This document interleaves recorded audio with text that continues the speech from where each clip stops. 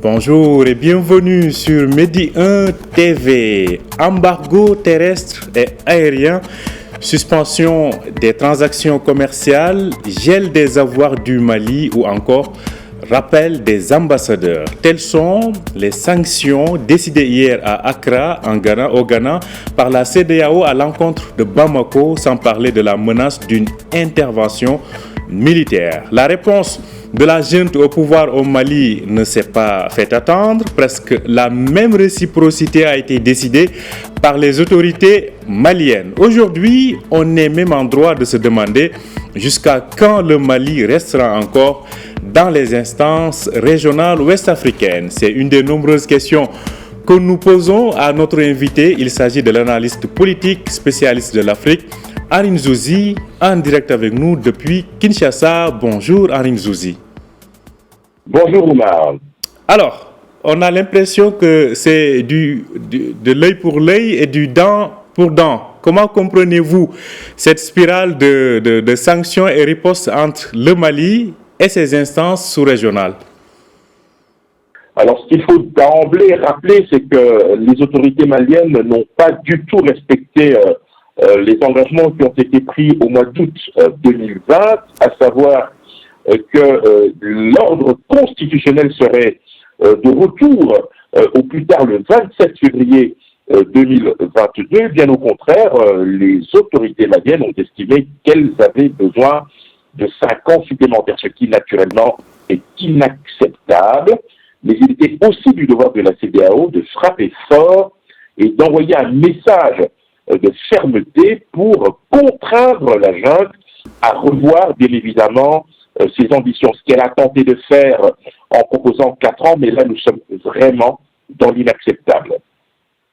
Alors, donc, à vous comprendre, à vous entendre parler, il s'agit donc du non-respect par Bamako de ses engagements vis-à-vis donc de la transition qui ont conduit à ces sanctions. Mais quand même, beaucoup parlent de sanctions très dures. Qu'en pensez-vous? Alors, il y a effectivement dans l'historique des sanctions de la CEDEAO vis-à-vis du Mali des exemples très précis. On se souvient qu'en 2012, il y avait déjà des sanctions, mais qui étaient allégées, mais cela avait pourtant suffi pour mettre à genoux les nouvelles autorités au bout de 2 semaines en 2020 et récemment encore. La CEDEAO a essayé de renforcer ces mêmes sanctions, mais qui restaient tout à fait allégées. Là, nous sommes effectivement dans un palier, dans un registre tout à fait différent, qui peut effectivement interpeller dès lors que l'on voit surtout les conséquences que cela pourrait avoir sur le peuple malien, mais il faut bien rappeler aussi qu'il y a un contexte politique qui prévaut et qui, d'une certaine manière, empêche la junte qui semble totalement sourde, en tout cas, par rapport aux appels non seulement de la CEDEAO, mais aussi de la classe politique malienne et de la communauté internationale. Nous verrons comment les choses s'articuleront, mais c'est vrai que là, pour le coup, les sanctions sont particulièrement dures. Des sanctions particulièrement dures, mais pensez-vous qu'elles sont de nature à faire reculer le gouvernement malien? Parce que ce que l'on a vu en tout cas comme réaction, cela ne semble pas du tout aller dans ce sens. Tout à fait. Alors, il faut aussi se méfier des postures. La junte malienne est dans son droit, elle a fait preuve de beaucoup d'arrogance. D'ailleurs, c'est la raison pour laquelle elle n'a pas du tout respecté ses engagements, mais cela peut aussi cacher, d'une certaine manière, une alternative que la junte malienne semble privilégier. Nous sommes peut-être aussi à la veille d'un basculement stratégique où les alliés traditionnels du Mali sont plutôt dans un registre où ils observent le comportement des acteurs de la junte. Il y a des rumeurs persistantes depuis plusieurs mois qui font état d'une présence que je ne citerai pas, nous l'avons tous en tête. Cela peut être aussi un des facteurs qui empêche la junte, mais je pense qu'il y aura néanmoins des négociations, car n'oublions pas qu'il y a 2 niveaux d'analyse à ce niveau. D'une part, vous avez une junte qui est déjà isolée sur le plan diplomatique et qui n'a pas intérêt à accentuer cet isolement diplomatique population, mais il y a aussi une nécessité de revenir à de bons sentiments et à privilégier les voies du dialogue en essayant d'intégrer un maximum d'acteurs locaux et nationaux dans le processus de transition, en voyant éventuellement la possibilité d'écourter considérablement cette période de transition.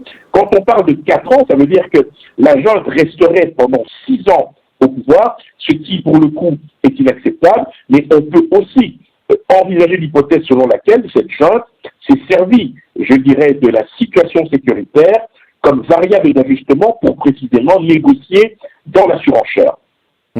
En tout cas, la situation sécuritaire est aujourd'hui quand même extrêmement compliquée. En tout cas, pour le gouvernement malien, des efforts sont faits et des résultats tangibles sont enregistrés sur le terrain. Alors, on voit quand même pas mal de commentaires autour de cette décision de la CEDEAO et le gouvernement malien même l'a dit dans son communiqué.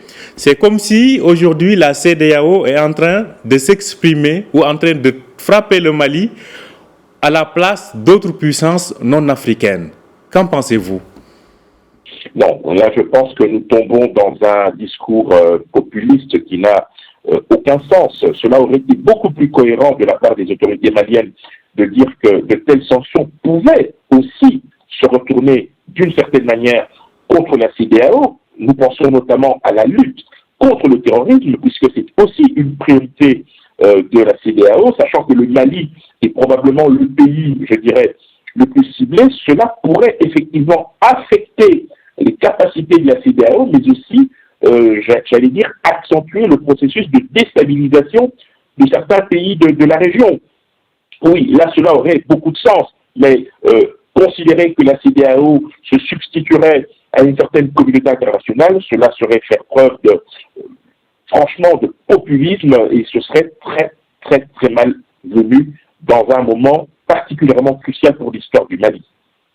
Alors, le président en exercice donc de l'UEMOA, à savoir le président burkinabé, Roch-Marc Christian Kaboré, a indiqué que les pays voisins du Mali sont conscients des défis socio-économiques que traverse aujourd'hui ce pays-là. Ne pensez-vous pas quand même que ces sanctions économiques, je le rappelle, gel des avoirs du Mali, interdiction de transactions commerciales, mais aussi fermeture des frontières aériennes et terrestres. Ne pensez-vous pas qu'économiquement parlant, finalement, ce n'est que la population malienne qui risque d'en souffrir et que peut-être la junte parviendra à s'en sortir, elle? Oui, alors effectivement, on peut se poser la question de savoir pourquoi ces sanctions ne visent pas directement les dirigeants de la junte, par rapport notamment à leur capacité de nuisance. C'est vrai que sur le papier, les Maliens seront frappés, ne serait-ce que pour une bonne raison, c'est que vous savez, le Mali aujourd'hui est en déficit budgétaire, le fait que le marché international soit restreint au Mali empêche ce pays de lever les milliards nécessaires qui pourraient lui permettre de faire face à ses missions régaliennes, par exemple payer notamment les fonctionnaires ou envisager toute autre, je dirais, intervention. Et c'est vrai qu'effectivement, ça pose un problème. Il faut plutôt considérer que la junte a prévu le coup en sachant que cela occasionnerait des réactions, puisqu'effectivement, ce n'est pas elle qui est frappée directement, mais la population.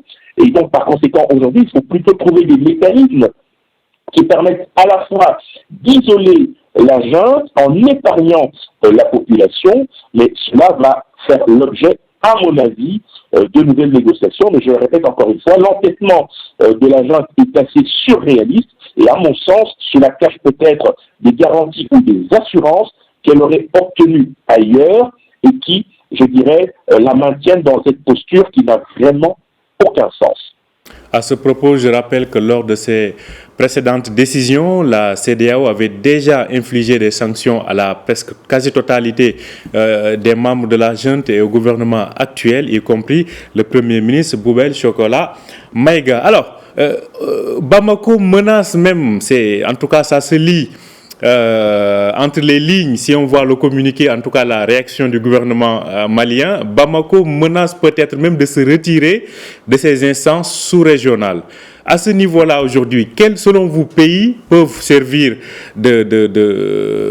peuvent tendre la main à Bamako pour pouvoir non seulement gérer cet embargo financier et économique, mais aussi diplomatique? Écoutez, on va pas se mentir, hein, la Mauritanie n'est pas membre de la CEDEAO, mais c'est une hypothèse. Dans l'hypothèse effectivement où les autorités maliennes auraient des difficultés, notamment au plan économique, de pouvoir, j'allais dire, écouler les marchandises, les produits, etc. Oui, ce serait une opportunité, mais je vois très mal individuellement les pays membres de la CEDEAO se désolidariser de ces sanctions et de faire cavalier seul. En fait, il faut rappeler, et ça c'est très important, que dans l'arsenal des sanctions qui ont été prises, il y a des mesures qui peuvent effectivement affecter le Mali, mais dans sa capacité de réaction par rapport aux actes terroristes. Vous savez que les hydrocarbures sont considérés comme des produits de première nécessité, mais sur le plan militaire, c'est très stratégique. Les troupes ont besoin de carburant. Et donc, si à ce niveau-là, vous avez effectivement une possibilité de pouvoir permettre au pays de garder toutes ses capacités, tant mieux, tant mieux. Mais en même temps, il ne faut pas oublier que ce qui est important aussi, c'est de ne pas aggraver la situation sociale déjà catastrophique du peuple malien en essayant de trouver des mécanismes qui puissent précisément lui permettre de ne pas être trop durement frappé. Mais c'est vrai qu'au niveau de la CEDEAO, on n'a peut-être pas pris toute la mesure des conséquences que cela pourrait avoir. Peut-être que cela conduira à un rapide retour à la table entre les différentes parties. Aujourd'hui, si compromis il risquerait d'y avoir, selon vous, quel serait ce type de compromis? Bon, déjà, la junte devrait renoncer même aux 4 années de transition, ce qui est totalement surréaliste. Il me semble que la juste mesure serait que la junte puisse éventuellement se donner encore 2 ans pour pouvoir organiser de manière sereine le retour à l'ordre constitutionnel et donc l'organisation des élections, ce qui lui aura donné finalement 4 ans, donc un horizon 2024 serait beaucoup plus réaliste en impliquant davantage d'acteurs nationaux très importants pour qu'ils ne se sentent pas exclus, parce que vous avez les niveaux sécuritaires qui posent effectivement problème, mais au niveau politique interne, il y a encore des frustrations qui aujourd'hui perdurent et qui peuvent, elles aussi, si elles devaient davantage s'exprimer, constituer un front supplémentaire qui plongerait davantage le Mali dans la crise. Alors, il y a le cas du Mali, mais aussi un autre cas est cité, à savoir la Guinée. Beaucoup disent que peut-être il y a 2 poids, 2 mesures, surtout quand on voit le cas du Tchad. Le Tchad ne fait pas partie de la CEDEAO, mais là-bas, on a un pouvoir militaire qui a succédé au président élu à l'époque, Idriss Déby Itno, mais on a vu une certaine bienveillance de la communauté internationale, alors qu'aujourd'hui, on fait preuve d'une certaine rigueur vis-à-vis du cas du Mali. Pensez-vous que pour ce qui est de la Guinée aussi, on risque de s'acheminer vers la même situation? Non, je ne pense pas, parce que le contexte est totalement différent dans ces 3 pays. Le Mali est beaucoup plus durement frappé par le terrorisme djihadiste, ce qui n'est pas le cas du Tchad. Le Tchad a une réputation de stabilité, une réputation d'expertise militaire, qui joue pleinement son rôle d'ailleurs au niveau, j'allais dire, du G5 Sahel. Pour ce qui est de la Guinée, on a quand même des autorités qui ont jusqu'à présent évité de braquer, j'allais dire, la classe politique, même si récemment, il y a eu une mise au pas énergique de la part du colonel Mamadi Doumbouya. Non, nous sommes dans des cas tout à fait différents. Le Mali est dans une véritable descente aux enfers, et puis il y a eu une attitude arrogante et de défiance de la part de la junte à l'égard non seulement de la CEDEAO, mais aussi de la communauté internationale, qui, à mon sens, cache de nouvelles alliances dont nous entendrons vraisemblablement parler dans les prochains jours.